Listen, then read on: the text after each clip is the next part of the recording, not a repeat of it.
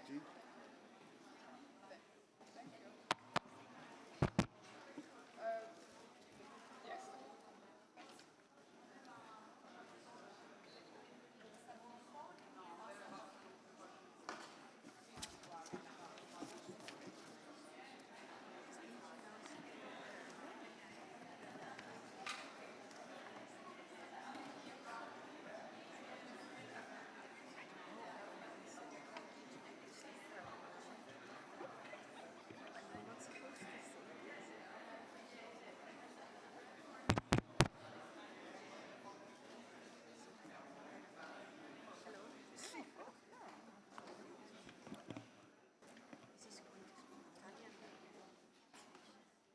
Siamo pronti? Allora, buongiorno a tutti, gentili colleghi e autorità, rappresentanze del mondo agricolo, della ricerca, rappresentanze internazionali, ambasciatori e ministri presenti. In qualità di Ministro dell'Agricoltura, della Sovranità Alimentare e delle Foreste della Repubblica Italiana, sono lieto non solo di darvi il benvenuto a Roma, ma di dare inizio a questa sessione dedicata alle diete tradizionali, salutari, con un particolare focus dedicato alla dieta mediterranea. Presiederò la prima parte della sessione in cui saranno effettuati 3 discorsi programmatici e successivamente verrà moderata da Linette Neufield, direttrice della Divisione Alimentare della Nutrizione della FAO. La sessione che seguirà verrà presieduta poi dal collega professor Orazio Schillaci e avrà modo di scendere nei dettagli, immagino, di quanto benefiche siano alcune diete, alcuni sistemi di alimentazione. Ritengo però simbolico e rilevante che tra le sessioni di apertura vi sia questa, finalizzata a valutare l'intima connessione tra alimentazione, tradizione, sostenibilità ambientale, economica e sociale. Coniugare nel modo corretto questi elementi, a nostro avviso, può garantire la ricerca di un corretto modello che affronti il tema della sicurezza alimentare, oggetto di questa 3 giorni. Coniugare nel modo corretto questi elementi può garantire un modello, dicevamo. È la sfida che, a nostro avviso, non può essere solo quella della ricerca di un modello che porti a garantire cibo per tutti. A nostro avviso va garantito buon cibo per tutti e la differenza non è sottile. L'alimentazione non è solo consumo di carburante per esseri umani, ma anche elemento centrale per un modello di sviluppo che garantisca benessere, qualità della vita e rispetto dell'ecosistema. Crediamo di poter affermare che ci si possa orientare verso programmi, e qui alla FAO è questo l'oggetto della discussione, che indirizzino su approcci che tengano conto di questi obiettivi e che partano da realtà già consolidate che rappresentano un virtuoso esempio. Sono onorato di presiedere questa sessione di lavoro sulle diete tradizionali e in particolare di poter promuovere una di queste diete, la dieta mediterranea, che ha garantito al nostro popolo, al popolo italiano in particolare, longevità, che è un dato oggettivo per valutare la qualità di un sistema alimentare. Gli effetti benefici sulla salute dei consumatori, sull'ambiente naturale e sulla società in genere sono comprovati da una vasta letteratura scientifica in campo medico-nutrizionale, agronomico, ambientale e socio-economico. Del resto l'UNESCO ha riconosciuto la dieta mediterranea come patrimonio immateriale dell'umanità e la FAO l'ha definita come esempio di dieta sostenibile. Le caratteristiche virtuose di questa dieta, meglio intesa come stile di vita, sono ascrivibili ad una serie di competenze, conoscenze, pratiche e tradizioni che vanno dal paesaggio naturale alla tavola. È quindi necessario affiancare ai parametri nutrizionali alcuni comportamenti individuali e sociali che completano la dieta mediterranea: la convivialità del pasto, la stagionalità dei prodotti, la valorizzazione di cucine tradizionali e locali che rappresentano, fra gli altri aspetti, i pilastri di questo modello tradizionale sociale da tempo riscontrati anche in studi che hanno approfondito questi temi. Questo modello è fortemente legato all'identità culturale di tutto il bacino del Mediterraneo, espresso in ogni luogo con le sue peculiarità e differenze culturali e culturali. Nel Mediterraneo è radicata una diffusa consapevolezza della dimensione sociale, culturale, umana ed economica del cibo.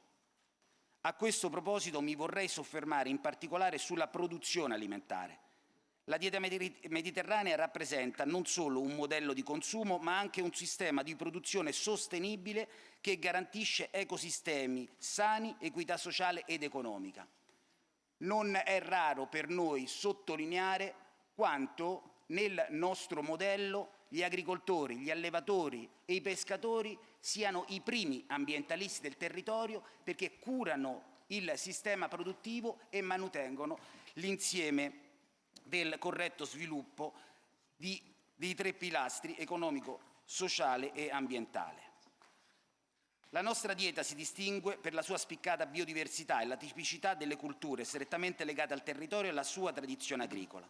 Per questi motivi possiamo affermare che la valorizzazione della biodiversità e la diversificazione delle produzioni agricole sono la chiave della vitalità della dieta mediterranea.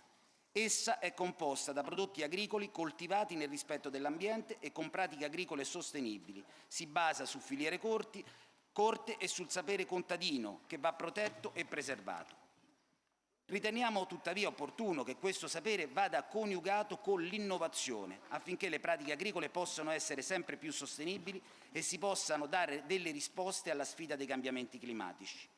Un altro tema che ritengo vada approfondito è la cura, la promozione e la riscoperta di prodotti che si adattano facilmente al clima mediterraneo.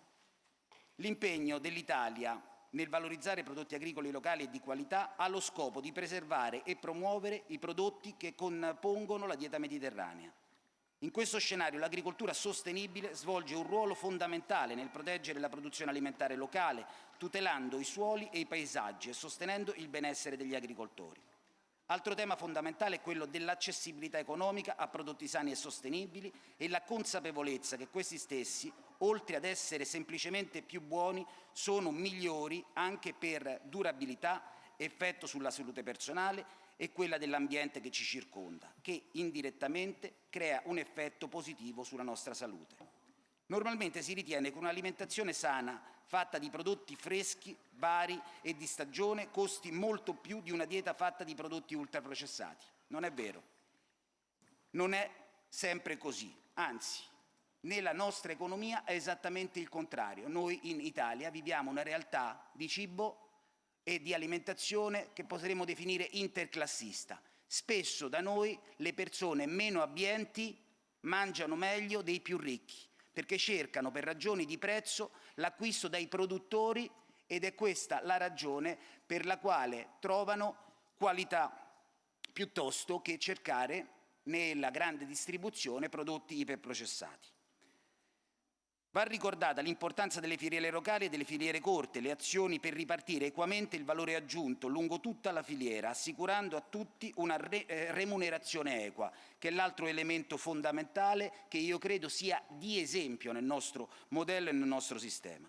Inoltre la dieta mediterranea può essere un volano per la promozione dei territori attraverso azioni di turismo enogastronomico che rappresenta una forte diversificazione del reddito degli agricoltori e contribuisce all'economia di tanti piccoli borghi italiani.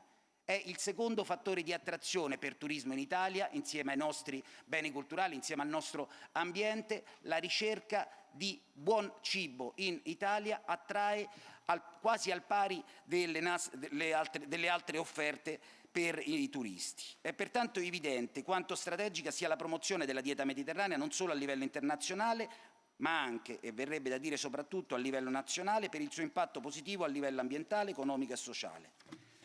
Noi abbiamo un dovere, e questo è credo lo scopo anche di questa 3 giorni, ragionare su quello che dovrà essere il nostro futuro, di quello che dovrà essere l'impostazione che dobbiamo dare e quanto le diverse nazioni possano fare per sviluppare un modello di alimentazione per il futuro. Noi crediamo fermamente che il modello che si deve affermare debba mettere al centro l'agricoltura, anche nei paesi in via di sviluppo, cercando, per quanto riguarda le nazioni cosiddette più progredite, di mettere a disposizione le loro capacità formative, le loro tecnologie, per andare incontro a chi oggi ha grandi potenzialità che purtroppo sono state oggetto di predazione più che di collaborazione da parte delle nazioni occidentali, ed invertire questo fattore, cercare di lavorare cercare di garantire tecnologie adeguate, ricerca, formazione che metta in condizione alcune aree del mondo di far crescere la loro produzione in termini assoluti, ma anche di far crescere una produzione di qualità che possa aprire nuovi mercati e possa far crescere la loro ricchezza anche come nazione, evitando che ci siano effetti anche negativi, costringendo a migrazioni forzate dovute alla fame. Do ora inizio alla prima parte della sessione dedicata ai discorsi programmatici che svolgeranno la collega Frida, il direttore Tedros e Nasser Kamel, che ascolteremo con grande attenzione e che saranno certamente portatori di contributi essenziali per i lavori di questi 2 giorni. Vi auguro buon lavoro e avremo modo in queste ore di affrontare in termini generali e anche con sedute bilaterali particolari quelli che sono gli argomenti che possano portare a un sicuro successo questo evento, che parte davvero da una adesione di grande prestigio, tra cui ovviamente le persone presenti sono un esempio fisico. Grazie e buon lavoro.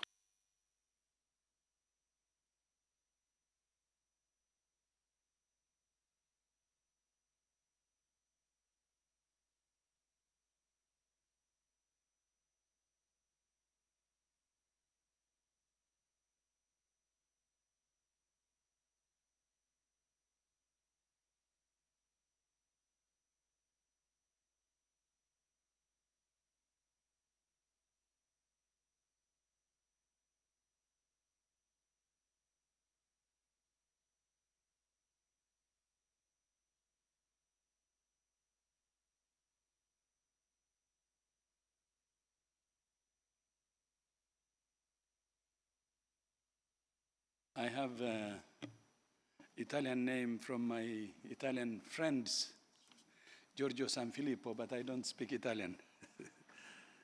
But I know many words, starting from Roma non dormire. Thank you, Your Excellency, Minister Francesco Lollobrigida, Your Excellency, Minister Orazio Schillaci, Your Excellency, Minister Frida Krifsa, Nasser Kamal, Secretary General of Union for the Mediterranean, UNIDO Director General, I think represented through his deputy, Excellencies, Honorable Ministers, Honorable Mayors, dear colleagues and friends, buongiorno. Thank you for inviting me to speak at this important dialogue on healthy diets, cultures, and traditions.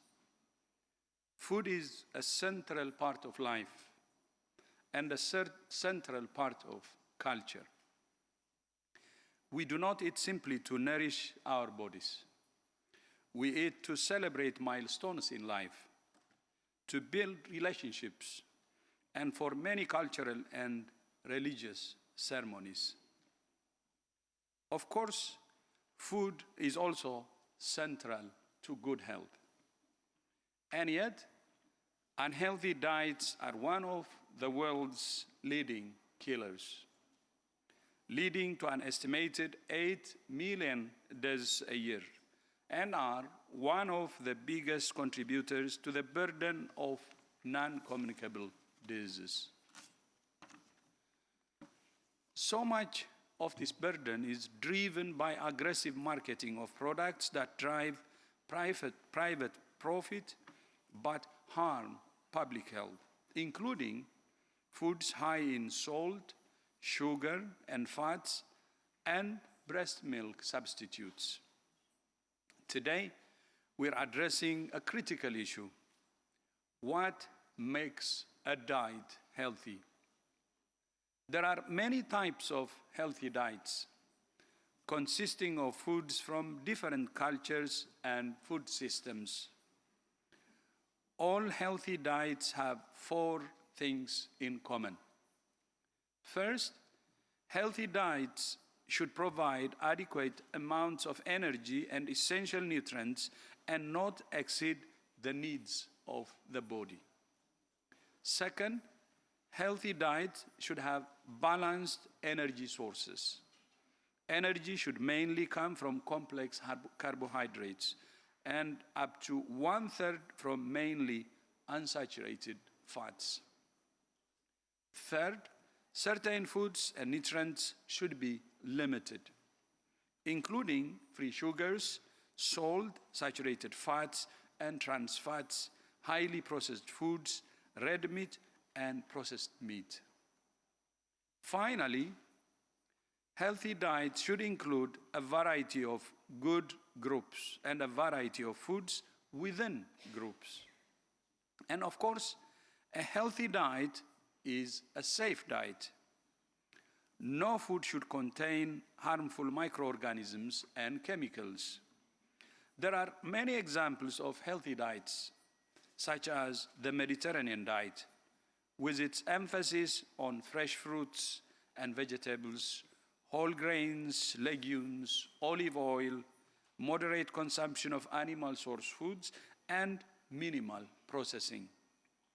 The traditional Mediterranean diet is associated with longevity, as well as lower risk of cardiovascular diseases, diabetes, and certain cancers. Based on extensive research, the Mediterranean diet has been recognized as a World Heritage, as well as the Japanese diet with its focus on marine food sources. Other traditional diets in other parts of the world, such as Africa, Latin America, and elsewhere, may also have health benefits. We need more research into these other diets to understand better their health benefits. By promoting and incorporating local diets into food systems, we can foster a culture of preventive health and empower individuals to make nutritious food choices that support their well-being. Local diets offer a sustainable and environmentally friendly approach to food consumption. They rely on seasonal and locally sourced ingredients, reducing the carbon footprint associated with long-distance transportation and preserving biodiversity. By embracing local diets, we can promote sustainable agriculture, support local farmers, and protect natural resources. In addition, by integrating local diets into food systems transformation, we celebrate cultural diversity and ensure that traditional recipes and food traditions are passed down to future generations. We must also remember that one of the healthiest diets is completely unprocessed, completely natural, and completely free: breastfeeding. Breastfeeding sets the stage for a healthy food system from the very beginning of life, emphasizing the importance of nurturing and sustaining human health through natural means. When we talk about food systems, we need to include, protect, and promote breastfeeding. I will leave you with 3 priorities. First, the transformation of our food systems must revolve around nutrition and health for all, not techno-industrial solutions that drive profit for a few.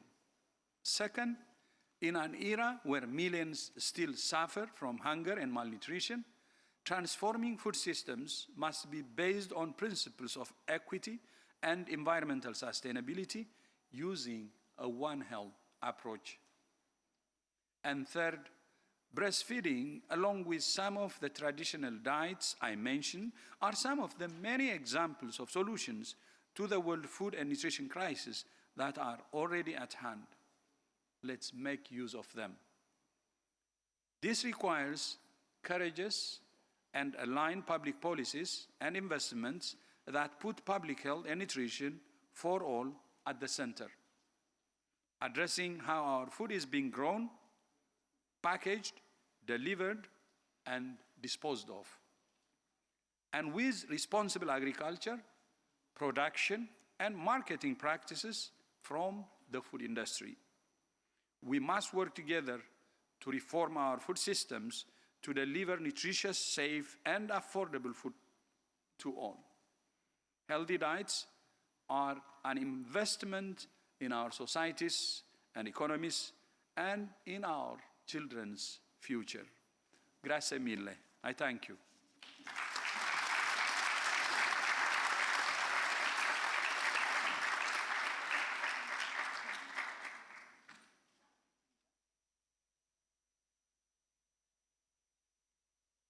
Frida, tocca a te. Frida Kifka, Presidente del CIAM.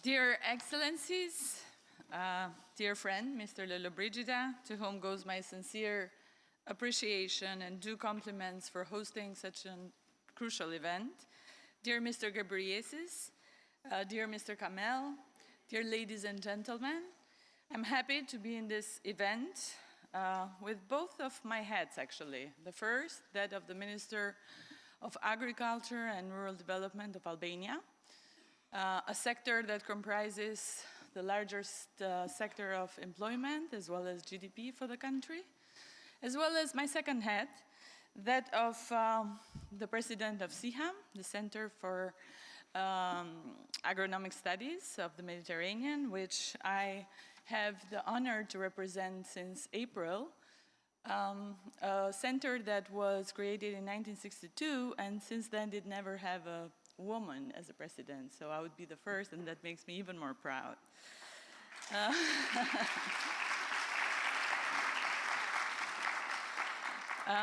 Brodel, the French historian who gave his life to the study of the Mare Nostrum, the Roman word for the Mediterranean, said that events are the ephemera of history. They pass across its stage like fireflies, hardly glimpsed before they'll settle back into the dark. But however brief, every event sure must make a contribution and light up a corner of the dark. Yet, many corners are still in the dark in the world. They still wait intermittent light or that little flare that brightens up spotlights of transformation. And this is how I envisage the contribution that this summit can and should make. Shed a bright light towards building food systems that are more efficient, more inclusive, more resilient, and more sustainable. Ladies and gentlemen, conservative estimates indicate that up to 800 million faced hunger in 2022. The world is actually hungrier today more than in 2019. More than 3.1 billion people in the world, approximately 42%, cannot afford a healthy diet. In a nutshell, almost half of the world's population has little or no access to a healthy diet, is food insecure, or worse, is hungry. COVID-19, market disruptions, extreme climate changes, war conflicts. We are in 2023, yet again, we are witnessing the use of food to negotiate politically. It is now more than ever imperative to accelerate actions to achieve the SDGs by 2030. And the opportunities are right here. I believe that we can do more. It is wise to do more and combine structural transformation across food systems with, I'm going to call it, a silver bullet, which we have inherited from our forefathers, which is, to my view, the key to a healthy and long life, the Mediterranean diet. Continuous research shows that adhering to a Mediterranean diet provides health benefits but it also champions sustainable production, income, protects the rich biodiversity, improves human interactions, as foods are discovered, shared, and enjoyed through connecting people, communities, culture, and history. You hear Mediterranean and you think rich territories, growing olives and making the best olive oil, exploding full of flavor tomatoes, sardines, the chickpeas, the grapevines, and the winemaking, rich legumes, sweet fruits, almonds, hazelnuts, walnuts, and the wild herbs, the sage, the bay leaf, the basil, the oregano. You hear Mediterranean and you think people, just like our people of Kelment in Malsiamade, cooking mishavina, cheese made through centuries-old recipes, passed down generation to generation using the milk of rich pastures, dried out in the sun and the wind breeze for days. This and much more makes the Mediterranean diet an example of a tradition offered that safeguards individual and collective health, respects nature, valorizes local tradition, and promotes business development, diversity, social equity, and prosperity. We must examine carefully what is happening in the food chain, from production to consumer. Are we leveraging our young people to engage in the agriculture food sector? Are we using scientific advancements, innovation, technology to lure them into our food systems to keep traditions alive while constantly innovating healthy foods? In Albania, we have tried many solutions, but the one yielding impressive results is a model based on farm diversification, which connects with agriculture and tourism, enhancing the beauty of our territories, fostering a stronger connection with the roots for our young people. A model based on farm knowledge and constant innovation that enhances short value chains, focused on high quality. That is what has made Albania become an important regional as well as European exporter of fresh fruit and vegetables, olive oil, medicinal herbs, and fisheries. Dear friends, eating together is the foundation of the cultural identity for us. It is a moment of social exchange and communication, an affirmation and renewal of connection, family, group of community, an identity which is shared in most of the Mediterranean countries. Symbolically, suppose the leaders were to adopt this approach and sit together more often to emphasize not only our differences, but our hospitality, our neighborliness, intercultural dialogue, and eventually our joint stakes toward a shared future. In that case, I am sure the change would be faster and more far-reaching. The Mediterranean waters have inspired the Greeks, the Egyptians, the Illyrians, the Cretans, the Phoenicians, the Carthaginians, the Byzantinians, the Ottomans, and so many other civilizations. Now we have the golden opportunity to inspire again with it. The greater, the broader, the quicker the change, the faster we will be able to cherish food systems with better production, better nutrition, to a better environment and a better life, leaving no one behind. Thank you again, Mr. Lollobrigida. Let's do it all together.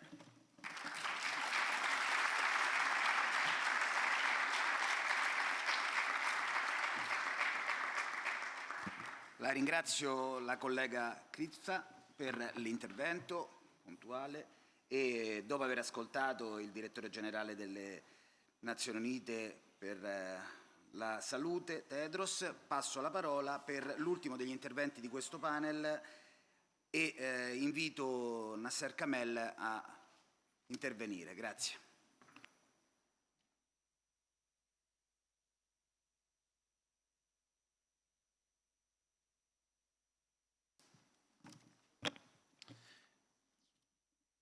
Dear Minister Lollobrigida, Minister of Agriculture of Italy, dear colleague, as I may say, being the president of SEHAM, which is a sister organization of the Union for the Mediterranean, Minister Frida Krivka, Minister of Agriculture of Albania. I see Mr. Twadros left us, but a greeting to him nevertheless. And also ministers, distinguished colleagues, mayors who are present today with us. I was here 2 years ago also discussing sustainable food systems. And it's my honor to be back again to highlight the lessons that our Mediterranean diet is bringing to the global stage. Diets are doors to our lives, our livelihoods, to our identities, and our health. It is difficult to overestimate the importance they hold for our societies, our economies, and definitely our environment. In the case of the Mediterranean diet, it is not only a shared UNESCO intangible heritage, as mentioned before me, but also a tool for implementing the Sustainable Development Goals in our region and combat the most pressing challenges we face. Therefore, it needs to be seen in a holistic way. Food security in the region and beyond is a major challenge, not only because of economic or political realities, such as rising inflation rates and the war in Ukraine, but also because of long-term stressors, such as climate change, knowing that our Mediterranean region is warming 20% faster than the global average. As we are talking today, the Mediterranean faces the second, if not the third, heat wave. Actually, today in Rome, we could feel it. Not only Italy, Greece, Spain, Switzerland, the southern Mediterranean region, heat waves are all over the place, and also in some of our countries we are battling wildfires. We are bound, as some say, actually the UN Weather Agency, to break the temperature record set in Sicily 2 years ago of 48.8 degrees. Against this backdrop of multiple crises, the Mediterranean diet can bring forward many solutions and good practices that could be even scaled up to the global level. I am therefore thankful to the government of Italy for having opened this discussion on a very crucial subject, which bears many concrete repercussions to the future of our Euro-Mediterranean region and the rest of the world. And I commend the leadership of Italy in food security in the region, and notably through its initiative of follow-up to the Mediterranean Ministerial Dialogue on the Food Crisis, which truly is a key to advance together. Excellency, ladies and gentlemen, in view of tackling these challenges in our region, we need, in my opinion, to enhance 3 elements: knowledge, skills, and partnership. First, knowledge. In a region facing serious and multifaceted challenges, knowledge and science can offer a way for new inclusive solutions to address some of our most urgent issues. Our 43 member states of the Union for the Mediterranean have recently endorsed new research and innovation roadmaps that include many priority areas relevant for the Mediterranean diet, such as climate change and health. Also, the UFM has been supporting the Partnership for Research and Innovation in the Mediterranean, PRIMA, which is one of the co-presidents here today, since its inception, as an instrument for advancing new discoveries and technologies on agri-food and water management, having funded over 200 projects in the past 5 years involving around 2,000 research units. The PRIMA initiative has generated an ecosystem of Mediterranean innovators and tangible solutions that we need to capitalize on to implement, to transform this innovation into larger projects on the ground. The second element is skills. In a region that needs to address the roots of involuntary migration, particularly in our rural areas, we need to do more collectively to support job creation and entrepreneurship, particularly in agro-food systems, which need to uptake more innovation. This requires skills to be updated for the green transition, particularly by strengthening education curricula and opening dialogue channels with the business community and policy makers. The Union for the Mediterranean is advancing studies on the nexus of green innovation and employability, and is currently partnering with CIHAM on the inclusion of new green skills in academic curricula. The third important element, and the final one, is partnership. The goal of making Mediterranean food system more sustainable cannot be attained by a single actor or country. It needs an enhanced and coherent regional cooperation based on a strong multi-stakeholder approach, open to all. Working hand in hand is the only way to succeed. That's why we at the Union for the Mediterranean are proud to be part, since its inception, of an interinstitutional platform for sustainable food system in the Mediterranean, a multi-stakeholder initiative co-led, of course, by FAO, CIHAM, and PRIMA, as an affiliated project of the One Planet Network, the SFS program. This platform is a space for strengthening knowledge sharing, capacity building, and is a catalyst for regional cooperation. Here again, I would like to mention the significance of the Italian initiative of follow-up to the Mediterranean Ministerial Dialogue on Food Crisis that is also enhancing partnerships and regional cooperation on this crucial thematic. Excellencies and dear colleague, as you can see, the Mediterranean diet can be a way of supporting our regional connections and promote our shared traditions, but also of strengthening our economies and innovating our food system in the face of climate change. The Union for the Mediterranean considers it a powerful cross-cutting tool for cooperation from the local to the global level, and I look forward, of course, to listen to all the qualified perspective that will be presented today. Thank you very much for your attention.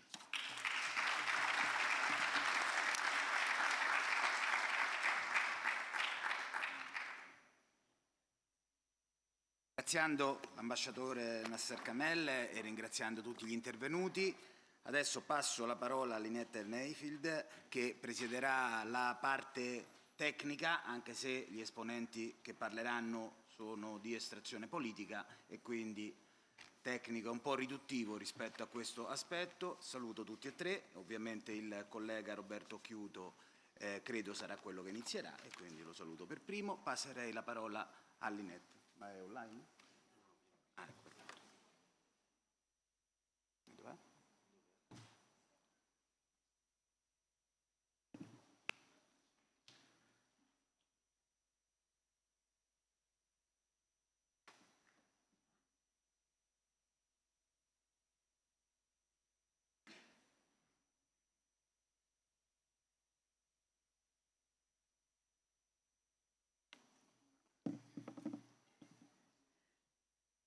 Thank you, everyone, for joining us this afternoon. This is going to be a series of two panels now. If I may ask the first panelists to come and join me here. So we have heard a lot already this morning about the knowledge, the skills, the evidence, the practices, and the traditions that lead to the success of the Mediterranean diet. The Mediterranean diet has proven benefits for health and for resilient, sustainable agri-food systems. But evidence has also suggested that the consumption patterns of the Mediterranean diet are under threat in some parts of the world. And we've also heard the importance of the climate change and the changes in the environment that are resulting, and the potential for that to threaten the production systems that are the basis of the Mediterranean diet. So during our first panel, we would like to hear from our colleagues about the supportive environment that's needed for agriculture, for food systems, trade, health, the environment. And in our second panel, we will hear from industry, farmers associations, civil society about the importance of all of the structures and actions that they bring to maintaining, valorizing, and sustaining the Mediterranean diet all the way from production through to its consumption. So thank you very much for joining. I feel very far away from you, but we'll try to make this an interactive panel. We are going to try to stay to approximately 15 minutes so that we give opportunity for the final session as well. So I would like to introduce our three panelists. Thank you very much again for joining us. Mr. Roberto Occhiuto is the president of Calabria in Italy and the president of the Inter-Mediterranean Commission. Mr. Saïd Ben Zayed is the governor of Medellin in Tunisia, and Mr.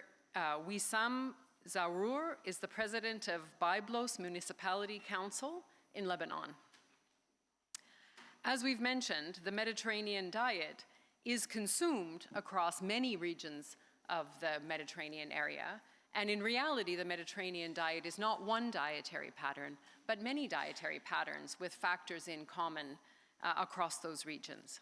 So for each of you, in the order that I mentioned, would you please speak to us about how can territories and municipalities valorize and preserve the various forms of the Mediterranean diet? So please, Mr. Occhiuto, over to you. Thank you.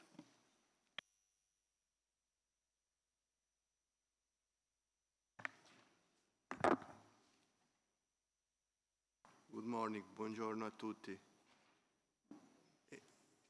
Io devo stare nei 5 minuti, avevo preparato un documento ben più lungo che lascio agli atti e volevo però innanzitutto ringraziare l'organizzazione per avermi coinvolto in questa occasione importante di dibattito, di confronto, ne sono onorato. Volevo rappresentare che sul tema che oggi si discute, quello della dieta mediterranea, c'è un'importante azione nel mio paese, in Italia, ad opera e del Ministro dell'Agricoltura e del Ministro della Salute.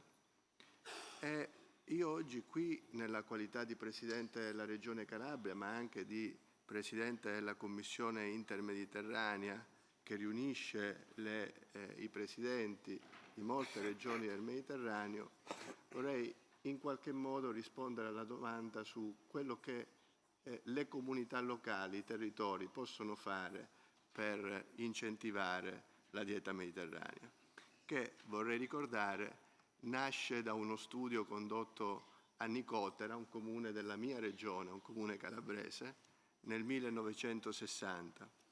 Uno studio che dimostrò come la dieta mediterranea consentisse di ridurre patologie croniche, cardiovascolari e svolgesse un'azione importante anche in ordine alla prevenzione. Questo studio poi fu confermato da altri studi nel corso degli anni, per cui per me è un privilegio ulteriore poter intervenire qui sulla dieta mediterranea, che per primo fu studiata in Calabria. Che cosa possono fare le comunità territoriali?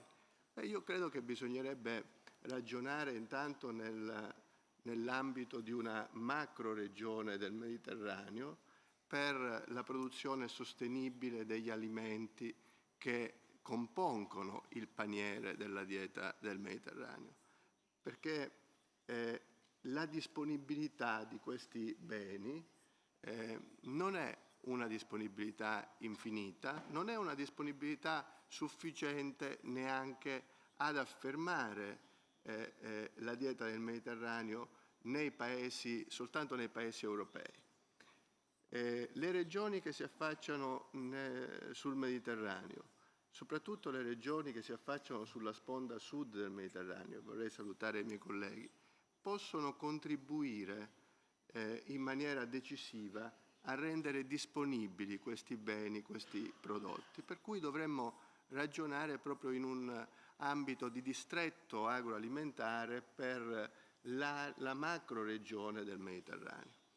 E però dovremmo proteggere la dieta del Mediterraneo dalle minacce che per esempio i cambiamenti climatici possono portare alla dieta del Mediterraneo. I miei colleghi, ma anche il relatore che mi ha preceduto, ricordava come il Mediterraneo sia coinvolto da un innalzamento delle temperature ben più consistente di altre zone del mondo.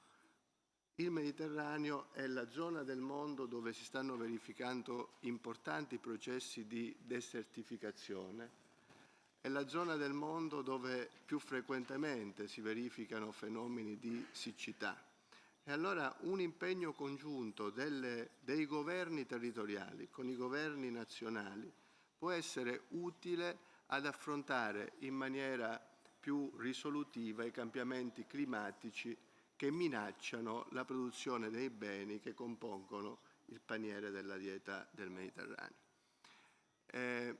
È importante per la sostenibilità complessiva dei territori che noi governiamo, perché affermare, concludo, la validità della dieta del Mediterraneo significa occuparsi della salute dell'uomo, ma significa anche occuparsi della salute del mondo animale e della salute dell'ambiente.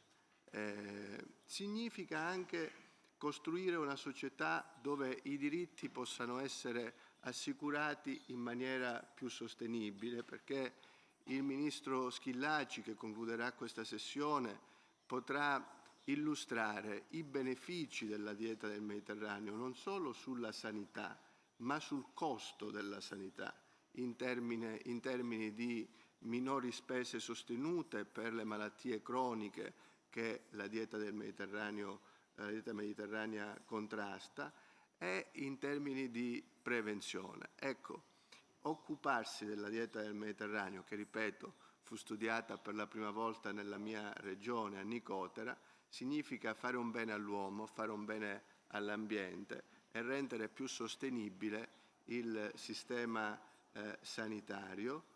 Per farlo è necessario il contributo dei governi nazionali e delle comunità locali, dei governi locali, per creare un ecosistema che valorizzi questa importante occasione che può essere la dieta del Mediterraneo. Grazie.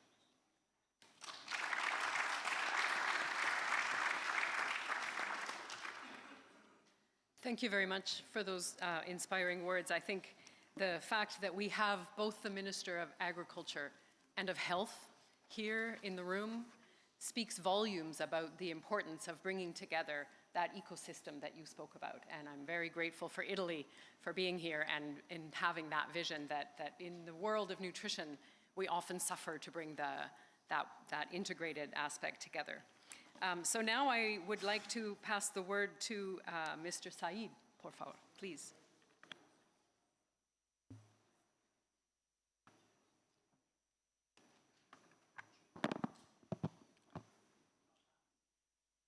لست أدري إذا كانت الترجمة متوفرة بالعربية. متوفرة بالعربية، إذن سأتكلم باللغة العربية. أسعد الله صباحكم جميعا سيد الوزير.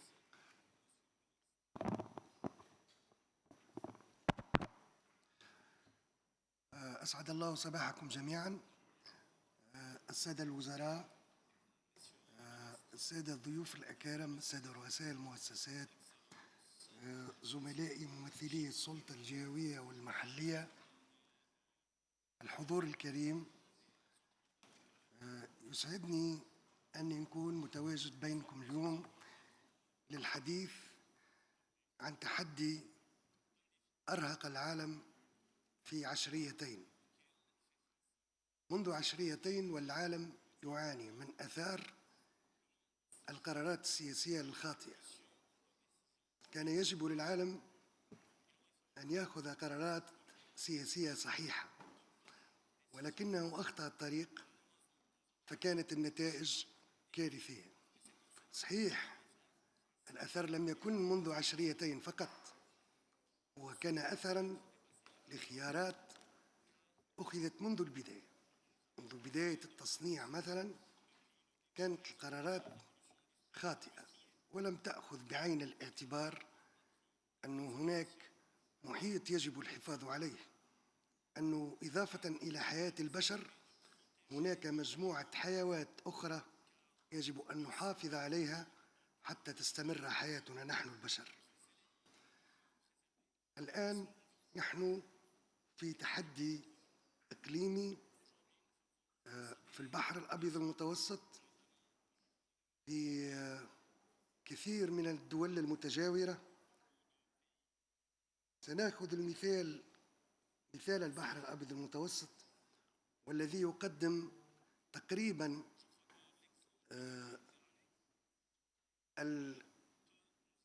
المثال الواضح على الآثار الكارثية التي ترتبت سواء عن القرارات هذه السياسية أو عن مجموع التغيرات التي جاءت إثر القرارات السياسية. الاحترار أو آثار الاحترار المناخي، كيف تغير العالم وشهد هذه الموجات من انقطاع الأمطار أو العكس، الأمطار الكارثية التي تمسح كل شيء، جعلت العالم يطرح نقاط تساؤل حارة جدا وأكيدة جدا، لأنه ستمكننا من الحفاظ على أنظمتنا الغذائية. النظام الغذائي اللي موجود في البحر الأبيض المتوسط نحن نتقاسم فيه تقريبا أوجه متشابهة جدا. احنا في الضفة الجنوبية من البحر الأبيض المتوسط نتشرف كثيرا أن جيراننا مثلا في الضفة الشمالية تقريبا هو نفس نظام الحمية الموجود في سيسيليا في إيطاليا أو في نابولي، هو موجود في حلق الواد في تونس، هو موجود في جربة في ولايتي، موجود في تقريبا الجنوب الإيطالي والجنوب الفرنسي والجنوب الإسباني. هو تقريبا نفس الرغبة في الباستا، في السباغيتي، في الكسكس، وهي طريقة يجب أن نحافظ عليها. هذا التشابه في النظام الغذائي يجب أن نحافظ عليه. الزيت الإيطالي هو تقريبا في المذاق نفسه زيت صفاقس، لا يختلف كثيرا عن زيت زرزيس، هو نفسه. القمح الذي ينتج في باجة هو تقريبا قمح مرسيليا، تقريبا في نفس المذاق. إذن هذه الجيرة، هذا التقارب هو مسؤوليتنا جميعا حتى نحافظ عليه. يجب أن نحافظ على هذا الامتياز الذي يشبهنا، الذي يجعلنا متشابهين أكثر من أنه يجعلنا مختلفين. صحيح الاختلافات موجودة، ولكن ما يوحدنا هو أكثر مما يفرقنا. يجب أن نفكر جميعا في أنه نبتكر حلول جديدة. أنا باش نحكي لكم على ولايتي، على الجنوب التونسي. هناك أساليب هي تقريبا موجودة في الحوض البحر الأبيض المتوسط، واللي تهم تقريبا 3 منتجات. طريقة التعامل معها باش نلخصها في صورة بسيطة جدا، هي صورة الراعي الذي يتنقل لرعي مجتراته الصغيرة، الأغنام أو المجترات الكبيرة مثل الإبل في الصحراء الراعي هذا حتى يتمكن من التنقل لمدة تفوق 3 أسابيع أو 90 يوم يجب أن يحضر نوعية معينة من التغذية حتى يواصل التواجد دون ماء ودون أكل لمدة 45 أو 90 يوم.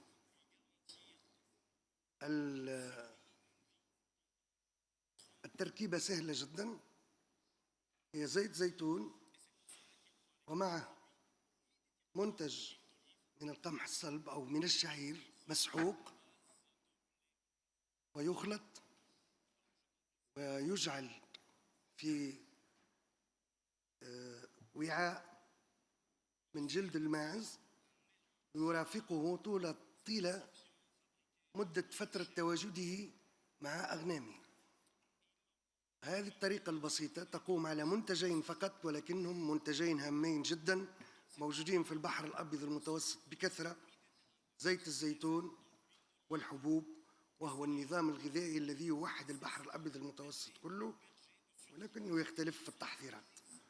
إذن مسؤوليتنا أن نفكروا جميعا بطريقة أن نظامنا الغذائي إضافة إلى أنه يدخر بالصعوبات التي ستأتي يجب أن يأخذ بعين الاعتبار قدرتنا احنا على التحمل في التنقل في صحراء ما هيش صحراء فيزيائية المرة هذه، ولكنها صحراء الاختلافات متاعنا، صحراء عدم التعرف إلى بعضنا أكثر، صحراء عدم احترامنا لبعضنا أكثر. شعوب البحر الأبيض المتوسط أنا في تقديري كما أشارت السيدة الوزيرة بيزنطية، فينيقية، قرطاجية، يونانية، رومانية، هي شعب بالنسبة لنا احنا كتوانسة as Tunisians we are one people. احنا التوانسة نخموا رانا بطريقة أن شعب واحد في إطار جغرافي وإقليمي واحد. شكرا لإتاحة الفرصة هذه، قسمت معكم ما أرى أنه مفيد جدا. أهم أظن أنه فالور قيمة يجب أن يدافع عنها العالم. احنا انتم الكل احنا الكل مثلوا تقريبا كثير من الدول. فرصة أتاحتها جارتنا إيطاليا اللي هي بمثابة الشقيق. الفرصة هذه يجب أن توجه في الإطار الصحيح لتقديم التجربة المتوسطية للعالم في تعاملها مع حمية غذائية تنقذ وتقدم الحلول. شكرا وبارك الله فيكم.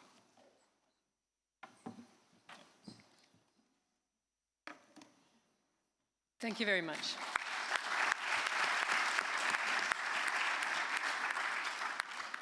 Thank you very much for that and for putting human faces on the reality of what people are living and the way that this diet and the differences in those dietary patterns manifest across the region. So finally, please, Mr. Zarour, over to you.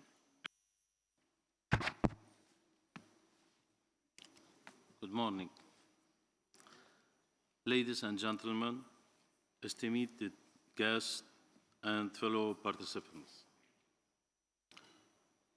Let me start a small briefing about my hometown, where I'm the mayor of Byblos city. I don't know if you have ever heard by this small city in Lebanon. Byblos is the oldest continuously inhabited city in the world, aged around 7,000 years. The alphabet was discovered in Byblos and distributed to all over the world by the Phoenician. Why am I mentioning that? My objective is to link the history not only of my city, but the history of the world to the future. That's why I stand before to discuss with you to discuss a topic is one of the utmost important in our lives: healthy diets, cultures, and traditions. We journey through this speech. Let us explore the profound connection between what we eat, our cultural heritage, and the significance of preserving traditional dietary practices. I want to acknowledge the effort of everyone involved, including the planning committee and all those who have contributed to making this event a success. Managing healthy diets, cultures, and traditions as a municipality requires a comprehensive approach that involves collaboration with various stakeholders, implementing policies, promoting education, and creating a supportive environment. Here are some strategies that our municipality employs to improve public health and reducing the prevalence of diet-related diseases. Community engagement. Involve community members, local leaders, and experts in public health and nutrition to understand the specific cultural and traditional dietary practices and preferences within our municipality.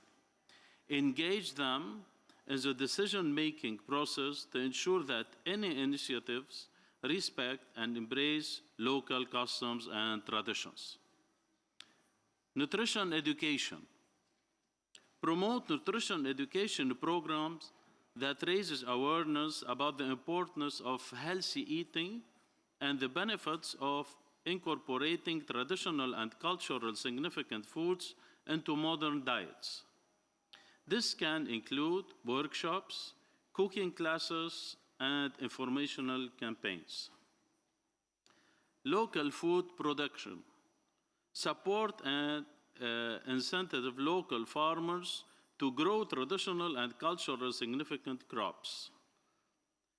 This not only preserves cultural heritage, but also promotes access to fresh, locally sourced, and nutrition foods. Healthy food outlets. Work with businesses and local vendors to ensure that healthy food options are readily available in the municipality. Encourage the establishment of markets and stores that offer fresh produce, whole grains, and traditional foods. Cultural events and festivals. Organize cultural events and festivals that celebrate traditional foods and culinary practices. This can foster a sense of pride in local heritage and encourage the preservation of and continuation of these traditions.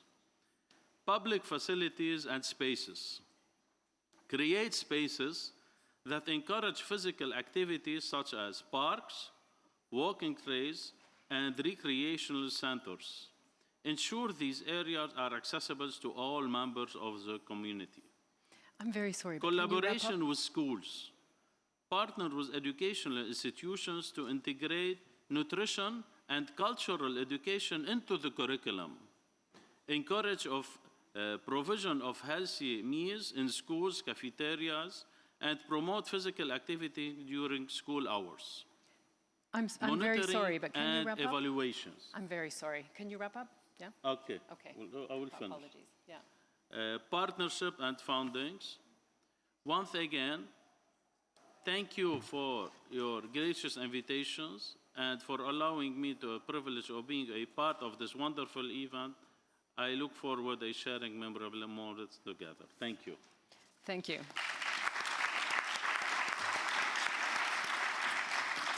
Thank you very much to the three panelists. And I would like to go straight into the second panel. I'm sorry, we are running a little late, so we'll have to be quite precise and punchy in our responses. Thank you again very, very much. I appreciate your comments. Thank you.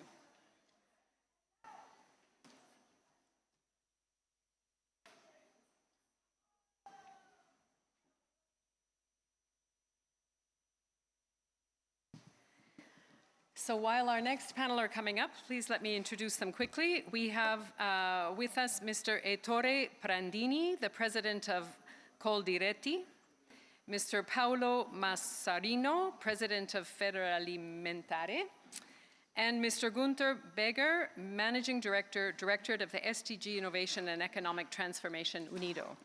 So in this panel, we would like to move punctually into a series of interventions related to the importance of businesses, business innovation, the role of civil society, and so forth, again, in valorizing and fostering the continuation of the Mediterranean diet for planet and for people. Thank you. Please go ahead, Mr. Prandini. Intanto è un onore e un piacere poter intervenire al Food System Summit, dove si traccia quello che dovrebbe essere il futuro delle nuove generazioni, di un modello produttivo che guarda a una crescita sostenibile, ma che vada a salvaguardare anche quelli che sono gli elementi di identità e culturali di ogni paese e di ogni popolo. La dieta mediterranea per noi non è solo un modello di alimentazione, è molto di più, è il futuro dei nostri figli, è un'identità legata alla cultura, alla sostenibilità e all'ambiente nel quale noi viviamo, ma è anche una battaglia di democrazia e di giustizia sociale. È proprio per questo che noi vogliamo ringraziare in questa sede il Presidente del Consiglio italiano, Giorgia Meloni, il Ministro dell'Agricoltura e della Sovranità Alimentare, Francesco Lollobrigida, e il Ministro Schillaci, il nostro Ministro della Salute, perché grazie a loro siamo ritornati a parlare di centralità rispetto al ruolo che il cibo può esercitare nel futuro del nostro Paese, ma sarebbe riduttivo, nel futuro del Mediterraneo, ritornando a scoprire la centralità che il Mediterraneo può avere in termini geopolitici e creando un elemento di biodiversità, di sovranità alimentare e ovviamente avendo ottenuto negli anni passati anche il riconoscimento per il patrimonio culturale dell'UNESCO. È simbolo di bellezza il cibo, è simbolo, come dicevamo, di cultura e identità. Però permettetemi, noi oggi abbiamo una sfida e penso che la lungimiranza che il governo italiano ha avuto debba essere riprodotta in tanti paesi nell'area mediterranea rispetto al contrastare tutto ciò che viene fatto in laboratorio e viene fatto a livello chimico, che rischia di andare a minare la salute dei cittadini, rischia di andare a minare quella che è l'identità che ogni popolo e paese può avere, ma soprattutto rischia di minare quella che è la crescita di carattere economico, sviluppo nell'area mediterranea per tantissimi paesi.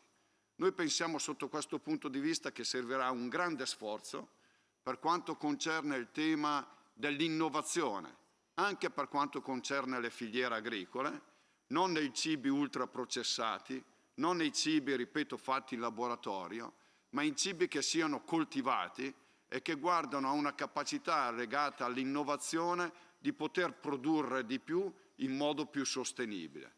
Sotto questo punto di vista il cibo potrà essere un elemento di sviluppo e di crescita, come dicevamo, per intere popolazioni. Noi riteniamo che in tanti continenti, in modo particolare in Africa, ci debba essere una giusta attenzione rispetto a quelli che sono elementi di crescita e di innovazione proprio su un territorio che può avere nell'agricoltura e nel cibo una possibilità di crescita e di sviluppo per quella popolazione. E contestualmente riteniamo che siano di fondamentale importanza campagne di comunicazione rivolte alle nuove generazioni proprio su quella che è la corretta alimentazione che deve essere portata come stile di vita. Sotto questo punto di vista noi riteniamo che ci sia ancora molto da dover fare e se lo faranno i paesi del Mediterraneo noi riteniamo che ancora una volta possiamo essere l'elemento di guida per quanto riguarda una giusta crescita, un giusto sviluppo, ma una giusta attenzione rivolta proprio alle nuove generazioni che saranno i consumatori del domani.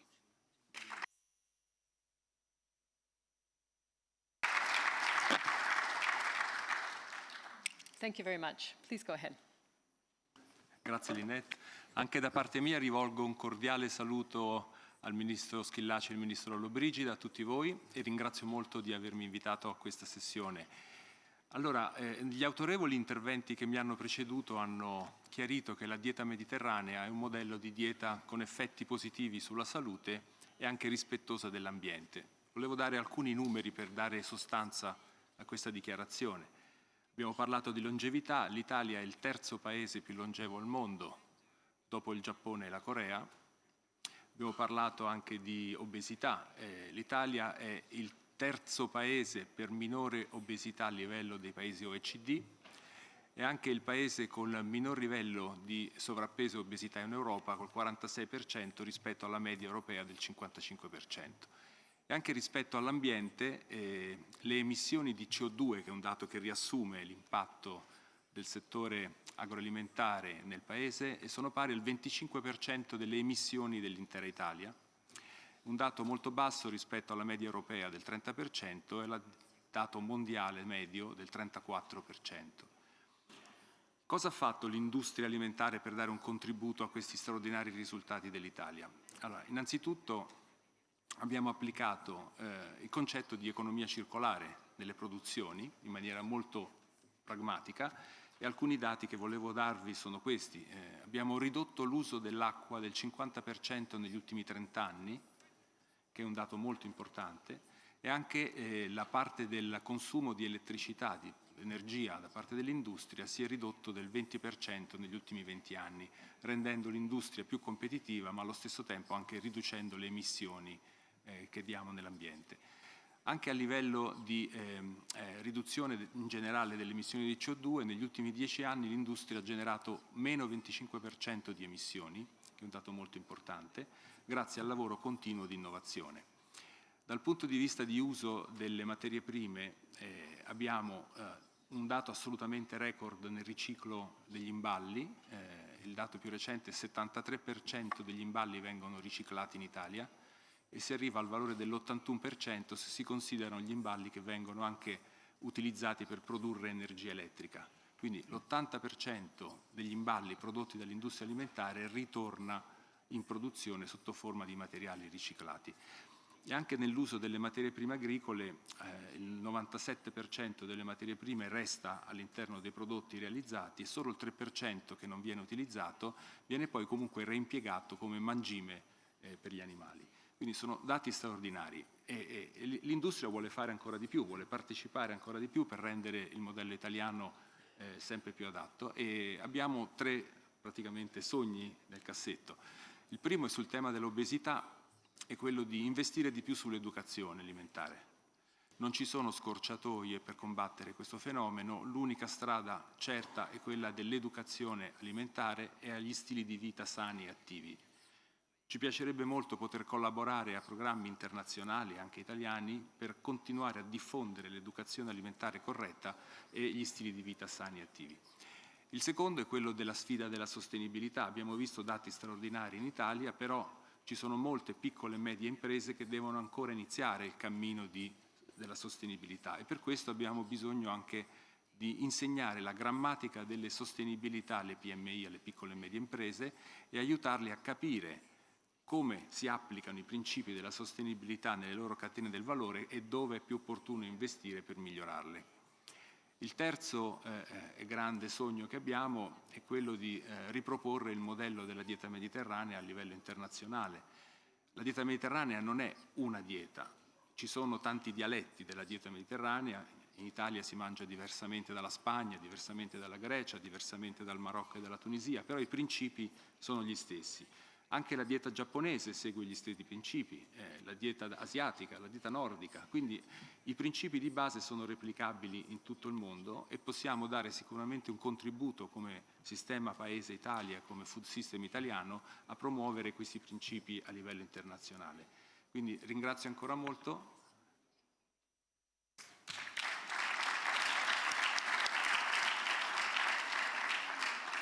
Thank you very much. Please go ahead, Mr. Bigger. Yeah, thank you very much. Thank you very much for inviting me as a representative of the United Nations Industrial Development Organization for this event. And as I'm sitting today here next to two representatives of the Italian agri-food and industry, I would like to say that your strong voices, such strong voices of farmers and of food industry, unfortunately missing in many emerging and developing countries, and we would perhaps not be talking about the one or other food security problem in this course of the next few days if farmers in many countries of the world has also so strong associations. Because you give farmers a very strong voice. And I'm very happy to hear from our discussions that you're also engaged in supporting farmer organizations in other parts of the world. The representatives represent the whole value chain here. Italy's agriculture and food industry is so successful because it has a healthy and functioning value chain, from production in the field to soil cultivation, harvesting technology, storage, processing industry. And this value chain is important, especially when you consider the products of the Mediterranean diet, which is dominated by fruits, vegetables, and other things, of course, goods that spoil easily. And so, all in all, it's more important to have this functioning value chain. And this is also something what is lacking in developing, emerging countries. And this is where our competence for UNIDO comes in at the United Nations Industrial Organization especially our commitment focus on post-harvest processes, for example, storage and processing, which is very necessary for such a functioning supply chain. And we do a lot, and especially with help of the ministries of Italy, Your Excellency Lollobrigida, and also Mr. Schillaci. Italy is one of the strongest supporter of UNIDO, and thank you very much for this support. And with this support, we can do very good work, for example, in Lebanon. This is also a project funded by the Italian government, where we are helping Sada farmers to continue using their traditional production method. And this is one of these products, so we can see it and we can also smell it, and perhaps later we can eat it. And in Tunisia, dear Governor Said Sayed, we are also promoting traditional food products by creating regional quality labels and marketing, which improves the income situation of local farmers. So these are very, very concrete examples from the practice. And of course, we learned a lot today, heard a lot about the Mediterranean diet, the advantages, and we have not only 800 million people who are starving, more or less. We have also 2 billion people in the world who are overweight, and this is also a very, very big problem. So I think we have a lot to do, and we should start to do. Thank you very much.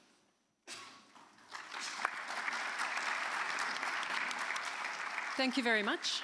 And we've heard a lot about the role of industry and so forth, and we have a lot of actions to take forward. Thank you.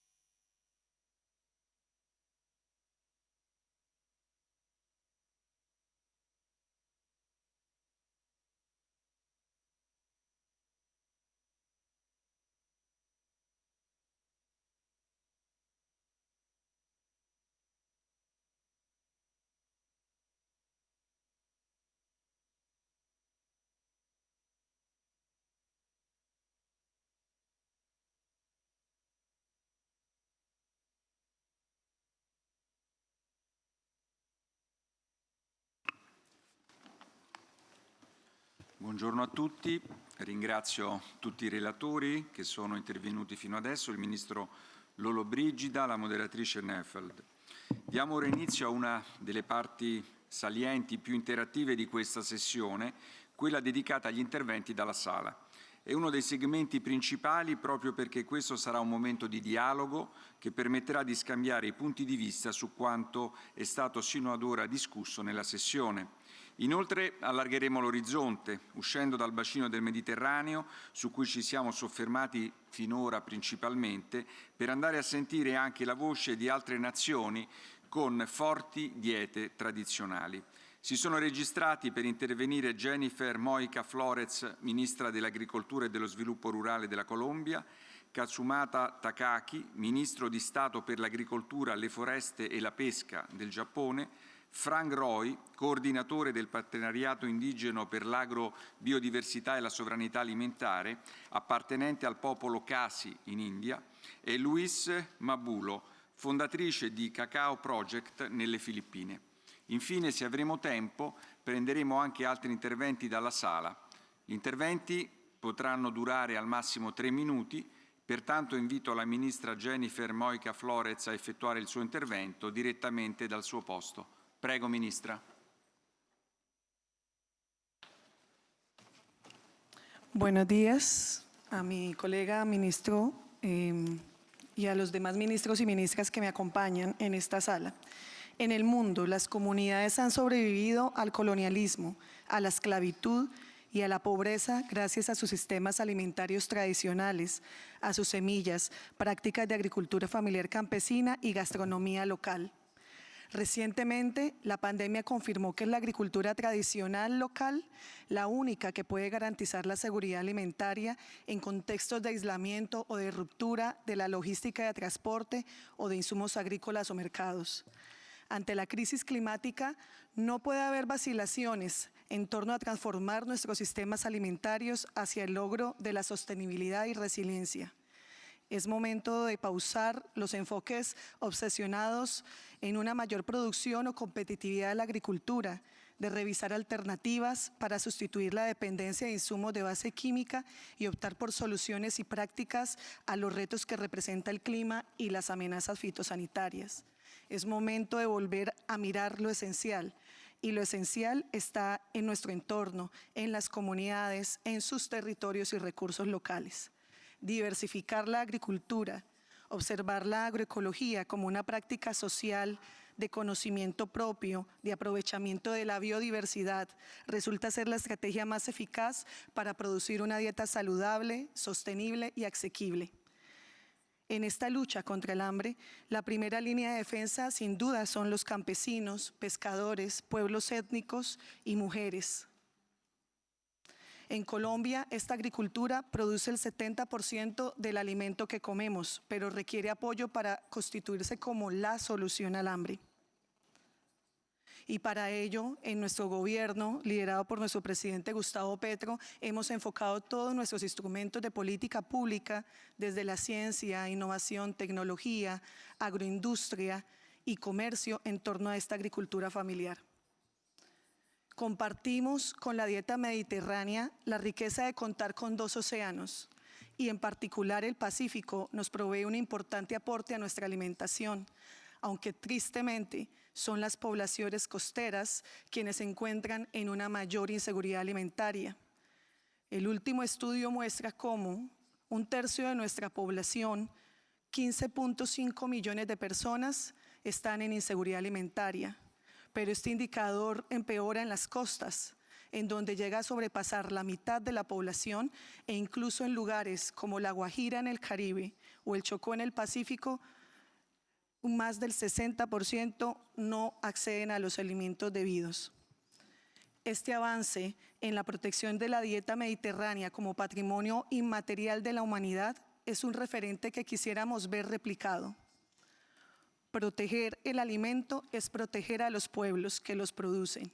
Y en Colombia, además de la protección que atrás se hacía de 115 pueblos indígenas, pueblos negros, afrodescendientes, raizales y palenqueros, en el mes pasado logramos una reforma constitucional para el reconocimiento y protección del campesinado, sus derechos y prácticas de agricultura. Como lo dije al inicio, en el mundo, las comunidades han sobrevivido gracias a su agricultura local y sobrevivirán a la crisis climática de la misma manera. Muchas gracias.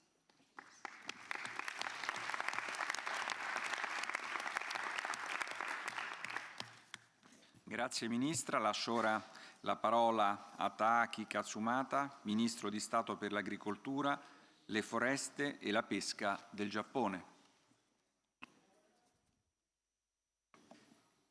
Good morning, everyone. Japan is highly interested in the themes of this session. In Japan, we have a traditional food culture called washoku. Washoku was registered as a UNESCO Intangible Cultural Heritage in 2013, and this year marks 10 years since its registration.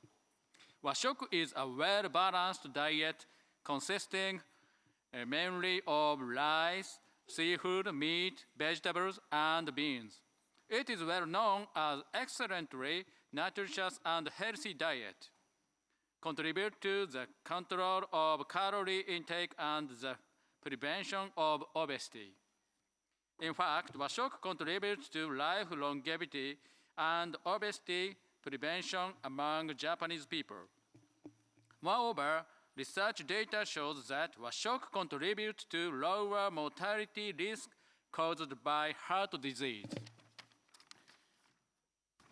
Further, washoku expresses the natural beauty of the Japanese archipelago extending from the north to the south, as well as changes of the seasons, Japanese culture, and tradition. It also contributes to conserve local communities and culture, with its close connection to local countries and tradition. Dietary life has its own cultural value and plays a major role in the environmental as well. Enjoying local food within the region leads to the effective use of local resources and the revitalization of the community. We believe it is in line with the 3 pillars of SDGs. Needless to say, Japanese food is not only the traditional diet in the world. Here in Italy, you have the traditional Mediterranean diet. Japan has supported the alliance related with traditional and healthy diets proposed a few years ago by the Italian government, and we will continue to contribute to the dissemination of beauty of traditional diets around the world. Thank you for your kind attention.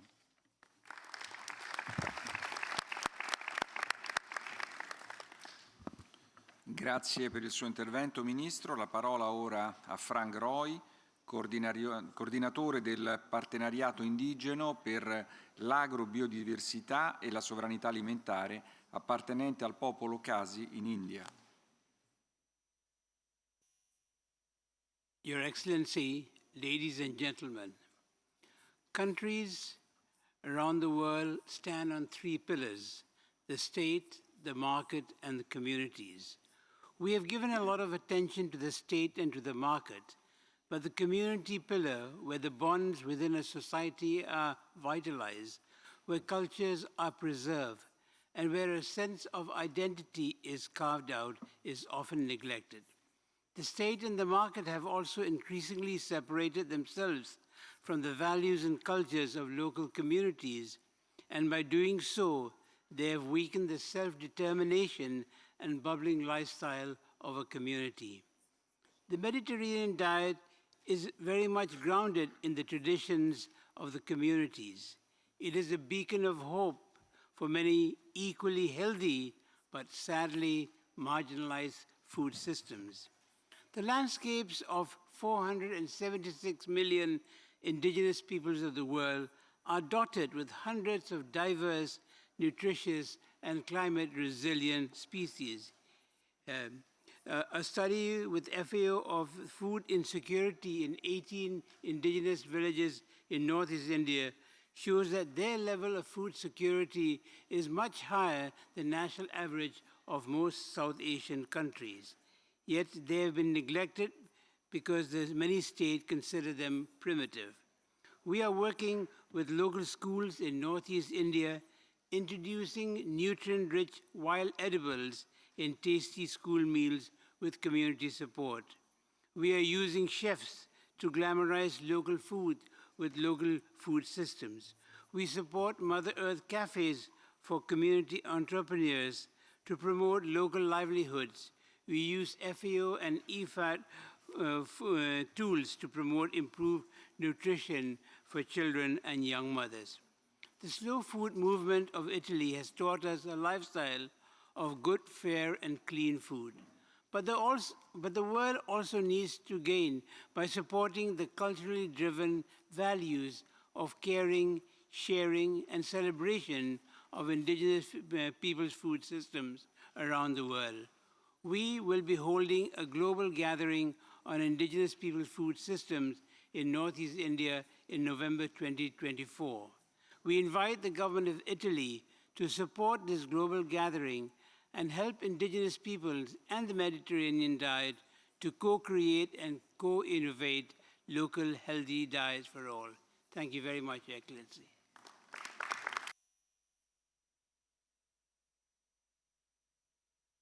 Grazie dottor Roy, lascio ora la parola a Luis Mabulo, giovane attivista, imprenditrice, chef, fondatrice di Cacao Project nelle Filippine, impegnata nel fornire l'empowerment degli agricoltori e a promuovere azioni a sostegno dell'ambiente. Thank you, Chair. Excellencies, ladies and gentlemen, I'm grateful for your time. I think that this panel on Mediterranean diet is vital because it's not exclusive to the Mediterranean or to even European countries, but can be expanded and applied as a framework across different regions in the world. I have 3 points, and one of them is, well, most of them stem through youth inclusion. One of them is that we really need to take a critical look at holistic food systems. Once upon a time, food was just food, and farming was just farming, as little as 50 years ago. Perhaps the key to innovation of climate-smart and just food systems is to also reach back a tradition and be able to look at the lessons from our past and bring it forward into the scientific knowledge of our futures. A second point is that ecosystems stewardship is vital when it comes to looking at our food systems, where our farmers, as mentioned in our previous panel, were some of our first stewards to our land and in our environment. And it also makes us take a critical look that maybe we are nature. We are stewards to our landscapes, and eating seasonal, local, and healthy is climate smart and friendly and supportive to local economies. It's also important to think that the climate crisis impacts our diets, and if we are able to eat locally or region-specific, we are able to feel the impacts and loss and damage that climate has on our systems. But also on the point of the value that we put on our food, young people help drive trends, and we have the ability to mainstream sustainable food trends and diets, and perhaps preserve the knowledge that already exists within our ecosystems and bring it on to the next generation to promote a proper and just transfer of knowledge. I think it's also important to build the capacity to advance food systems amidst this global triple planetary crisis, especially knowing that we are facing an aging population of farmers, with right now the current age of farmers being 60 years old. So if young people do not engage in food systems, we could have a food security crisis in as little as 15 years. And that involves making sure that young people are conscious of their region-specific diets and are doing their part to make sure that we mainstream healthy and sustainable diets across cultures. We are a generation away from implementing a truly inclusive and holistic food system, or else we would face food insecurity. And perhaps maybe a sustainable food future with just diets can ensure that nature and production are at the very core and work hand in hand to activate a regenerative diet. And intergenerational collaboration is a must to scale that sustainable food future. Thank you.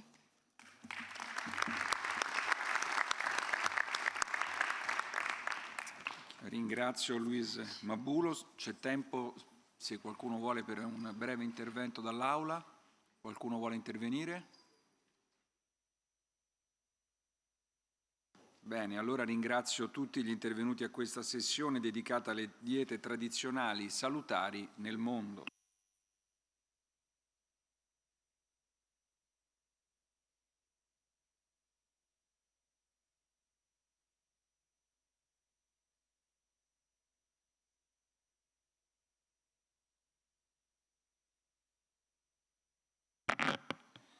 Volgendo al termine questo nostro incontro, vorrei innanzitutto esprimere il mio sentito ringraziamento ai relatori, a tutti i partecipanti per i qualificati interventi che hanno reso l'evento di oggi uno spazio di proficuo approfondimento e confronto su tematiche importanti legate alla nutrizione e ai sistemi alimentari. Dagli interventi di oggi emerge chiaramente come la nutrizione e le diete tradizionali abbiano effetti di rilievo su diversi aspetti della nostra vita, sia dal punto di vista individuale sia da un punto di vista collettivo. Ora proverò a sintetizzarli. Impatto sulla salute. La letteratura scientifica dimostra chiaramente che la dieta mediterranea, che io chiamo italiana, così come le altre diete tradizionali, ha un impatto positivo sulla salute umana e promuove il cosiddetto successful aging, riducendo la mortalità totale, prevenendo lo sviluppo di malattie cardiovascolari, del diabete di tipo 2, di numerosi tipi di neoplasie e delle malattie neurodegenerative.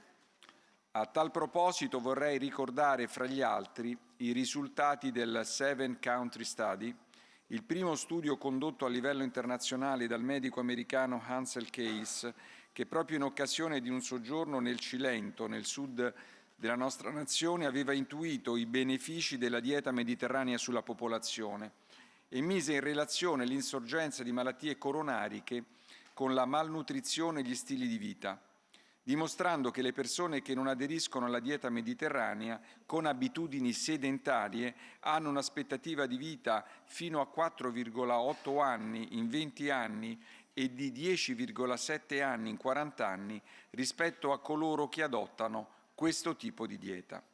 Questi risultati confermano che esiste una stretta aderenza alla dieta mediterranea e che questa è associata alla riduzione della mortalità complessiva fino al meno 9%, della mortalità per malattie cardiovascolari meno 9%, per tumore meno 6%, per malattia di Parkinson meno 13% e Alzheimer meno 13%. Inoltre, è ormai ampiamente dimostrato che i nutrienti che compongono le diete tradizionali salutari interagiscono con il DNA, aumentando l'espressione dei geni protettivi nei confronti delle malattie legate all'alimentazione e riducono quella dei geni correlati con lo sviluppo di queste stesse malattie. È anche appurato scientificamente che le modifiche del genoma indotte dalle diete tradizionali si trasmettono di generazione in generazione, amplificando così il loro effetto benefico. Recuperare queste diete permette poi di contrastare il triplo burden della malnutrizione, anche questo sempre più diffuso a livello globale. La malnutrizione per eccesso, la malnutrizione per difetto e la insidiosa malnutrizione per difetto di micronutrienti, che frequentemente si sviluppa in persone sovrappeso o addirittura obese. Impatto sull'ambiente. Le diete tradizionali sono sostenibili sul piano ambientale. L'uso di materie prime legate al territorio, provenienti da coltivazioni e culture a basso impatto, basate sul rispetto dei cicli della natura, riduce l'impronta ambientale dei sistemi alimentari e contribuisce a salvaguardare la biodiversità vegetale ed animale. Il beneficio ambientale delle diete tradizionali salutari deriva anche dalla riduzione degli sprechi alimentari legati a tali regimi, sia a livello di produzione primaria e di trasformazione industriale, food loss, che a livello di preparazione e consumo domestico, food waste. Impatto sull'economia. Un altro vantaggio delle diete tradizionali è quello economico. La promozione del successful aging e la prevenzione delle malattie croniche non trasmissibili correlate a questi modelli dietetici si riflettono in un'importante riduzione della spesa sanitaria per la cura e le terapie di queste condizioni e soprattutto della disabilità che spesso ne deriva. Si tratta di considerazioni di particolare rilievo, lasciatemelo dire, con riferimento alla sostenibilità finanziaria dei sistemi sanitari. Inoltre gli alimenti stagionali e locali sono più economici rispetto a quelli fuori stagione e a quelli provenienti da lunghe filiere. Impatto sugli aspetti sociali. Lo sviluppo della convivialità La trasmissione e la pratica dei gesti legati alla preparazione dei piatti e della tavola sono un esempio del benefico impatto delle diete tradizionali sugli aspetti sociali.